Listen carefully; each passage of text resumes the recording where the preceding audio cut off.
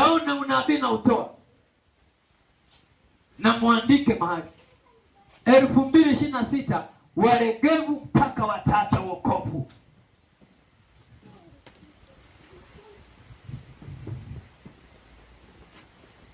Kipindi cha kina Petro walikuwa wanakamatwa kwenye baraza, wanachapwa bakora, wanaambiwa msitaje tena habari ya jina hili.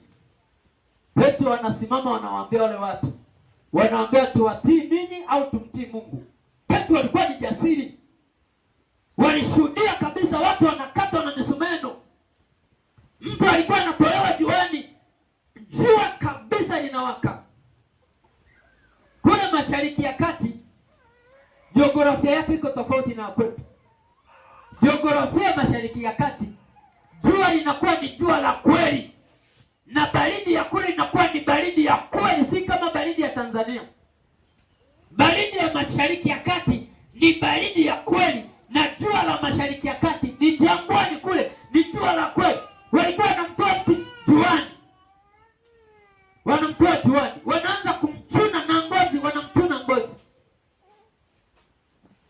juani, jua linawaka, huku wanamchuna ngozi na anapigwa jua, halafu huku mgongoni wanamnongoneza, wanamwambia vipi, unaendelea na habari za Yesu?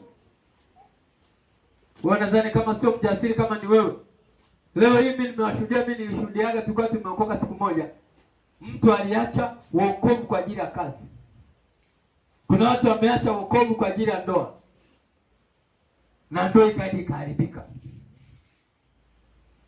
Akaacha wokovu kwa ajili ya ndoa na ndoa ikaharibika.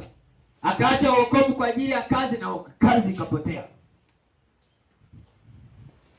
Bwana Yesu asifiwe sana.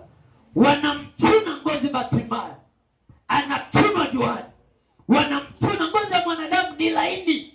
Yaani hakuna kiumbe laini chenye ngozi laini kuliko mwanadamu. Sisi tunazidi mpaka kunguni. Kunguni ana ngozi ngumu kuliko ya mwanadamu. Mwanadamu anachunwa ngozi juani, alafu ananongonezwa, anaambiwa unataka kuendelea na habari ya njia hii. Wanasema tunaenda. Wanaimba wimbo, dunia nyuma, salaba mbele. Dunia nyuma, salaba mbele. Wanaimba. Kama ungekuwa mlegevu wewe, umuone mtu anachunwa ngozi hapo, we unasema hata Yesu mimi simjui, wala mimi siendagi kwa rokole, mimi nilikuwa naenda kuchukua mafuta. Mmoja akawaona, sasa mimi sijaokoka, mimi naenda kuchukua mafuta ya biashara kwa kweli, lakini mimi sijaokoka. Mimi dini yangu kabisa